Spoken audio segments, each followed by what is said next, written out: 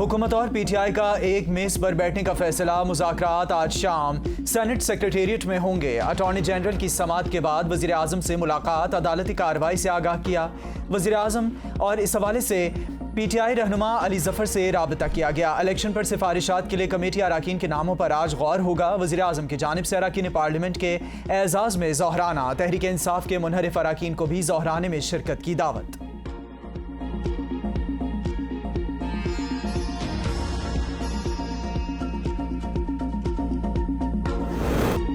Supreme court में election case की मुख्तसर समाअत। हमें कोई वजाहत नहीं चाहिए, सिर्फ हल बताएं। अदालत सिर्फ आइन पर अमल दरामद चाहती है ताकि तनाज़े का हल निकले।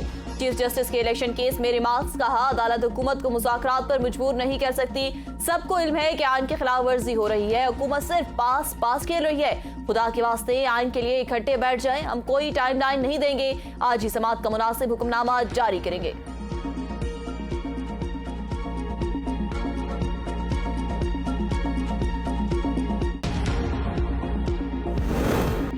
इलेक्शन केस में फारूक एच नाइक ने सुप्रीम कोर्ट को बताया, तमाम हुकूमती इत्तेहादी जमातें पीटीआई से मुज़ाकरात पर आमादा हैं। सेनेट वाहिद इदारा है जहां तमाम जमातों की नुमाइंदगी मौजूद है। अटॉर्नी जनरल ने कहा, सेनेट विफाक की अलामत है, इसलिए चेयरमैन सेनेट को मुज़ाकरात का कहा गया।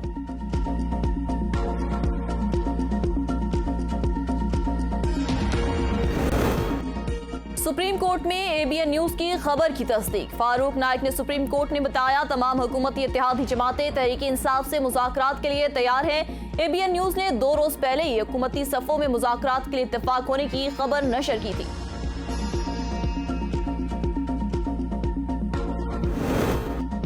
हम चाहते हैं एक ही दिन इलेक्शन हो। मियां असलम के सुप्रीम कोर्ट में दलाइल। आपके अमीर कहाँ हैं? चीफ जस्टिस का मियां असलम से मुकालमा। मियां असलम ने कहा, उन्होंने मुझे आपके पास भेजा है। दौरान समाअत चीफ जस्टिस ने तहरीक लब्बैक के वकील से पूछा, आप इलेक्शन चाहते हैं? वकील ने कहा कि हम मुल्क में इलेक्शन चाहते हैं। चीफ जस्टिस ने कहा, बस फिर बात खत्म।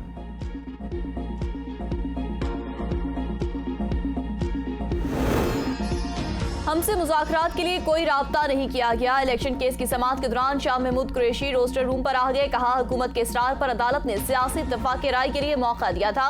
अदालती हुक्म को पीटीआई ने संजीदगी से लिया, लेकिन पीटीएम ने आज भी मुज़ाकरात पर इत्तेफाक राय नहीं दी।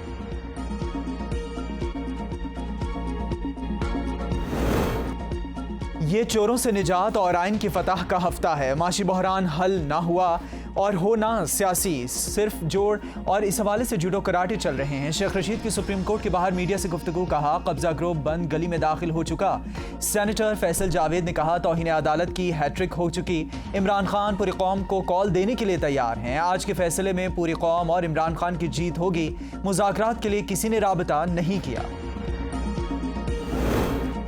मुज़ाकरात से ही मसाइल का हल निकलेगा। सुप्रीम कोर्ट खुद ये बोझ ना उठाए। सिराजुल हक की मीडिया से गुफ्तगू। कहा, पीटीआई ने मुज़ाकरात के लिए कमेटी बना दी।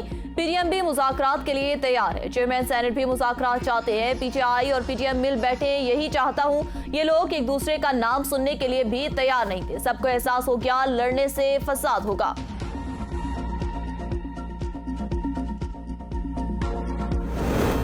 सुप्रीम कोर्ट के किसी जज से मुतालिक पार्लियामान में बहस हो रही और हो नहीं सकती है। असद उमर की मीडिया से गुफ्तगू। कहते हैं कि कल पार्लियामान में आइन की धज्जियां उड़ाई गईं। जिस मुल्क में आइन को एलानिया तोड़ा जा रहा हो वहां क्या कानून होगा? फरूख हबीब ने कहा कि 1 साल के दौरान कानून की धज्जियां उड़ाई गईं। सुप्रीम कोर्ट के फैसले पर अमल दरामद ना हुआ तो सड़कों पर आएंगे।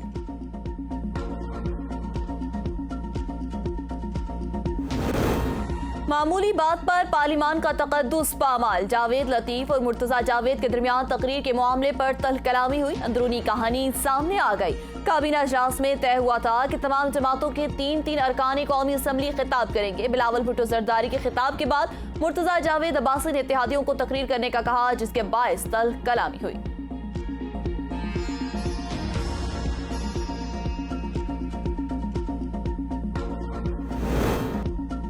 इलेक्शन कमीशन की वज़ीर आज़म को फंड्स की फराहमी से मुतालिक खत लिखने की तरदीद। तर्जमान इलेक्शन कमीशन ने वजाहती बयान जारी कर दिया। कहा, पंजाब असम्बली के आम इंतखाबात के लिए फंड्स की फराहमी के हवाले से इलेक्शन कमीशन ने वज़ीर आज़म को कोई खत नहीं लिखा। मीडिया पर चलने वाली खबरें दुरुस्त नहीं।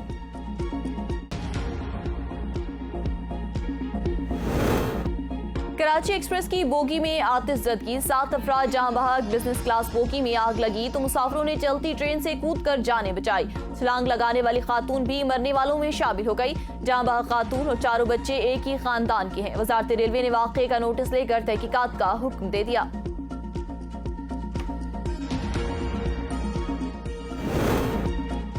खुजदार में कौमी शाहराह पर मेडिकल कॉलेज के एरिया में धमाका। सीटीडी इंस्पेक्टर जहां बहक। इब्तदाई इत्तलात के मुताबिक धमाका रिमोट कंट्रोल के जरिए किया गया। इंस्पेक्टर ड्यूटी पर अपनी जाती कार में जा रहे थे। पुलिस नफरी मौका पर पहुंच गई। इलाके की नाकाबंदी कर दी गई।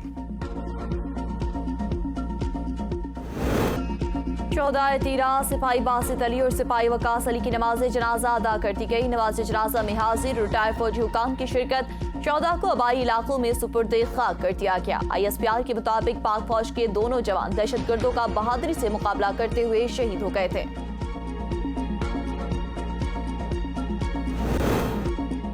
बैनुल-अक़वामी परवाज़ों से कराची आने वाले 3 मुसाफिरों में मंकी पॉक्स की तशख़ीस। 2 पाकिस्तानी, 1 सोमाली शामिल।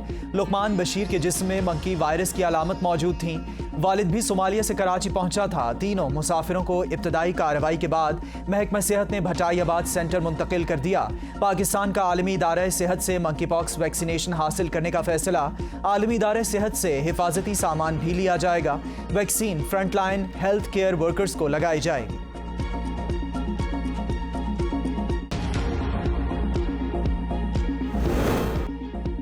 महंगाई में पिसी हुई आवाम के लिए एक और बुरी खबर। रवां साल मुल्क में महंगाई 28.5% रहेगी। शरह सूद बढ़ने की वजह से कर्जों का हुजम बढ़ा। वजारत खजाना ने कर्जों से मुतालिक रिपोर्ट जारी कर दी। रिपोर्ट के मुताबिक रवां माली साल मुआशी शरह नमू महज 8%। अगले साल शरह नमू 3.5% और 2025 में 5% रहने का इम्कान। GDP के मुकाबले में कर्जों की शरह 77% रहने के इम्कान हैं।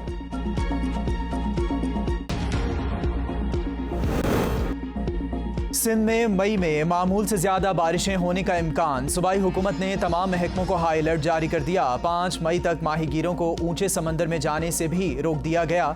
सूबाई वजीर माहौलियात के मुताबिक बलूचिस्तान में सैलाब से सिंध मुतासर हो सकता है। अर्बन फ्लडिंग का भी खतरा है। मुजफ्फराबाद में दरियाए जहलम की सतह में गैर मामूली इजाफा। पानी सैलाबी सतह से बुलंद हो गया।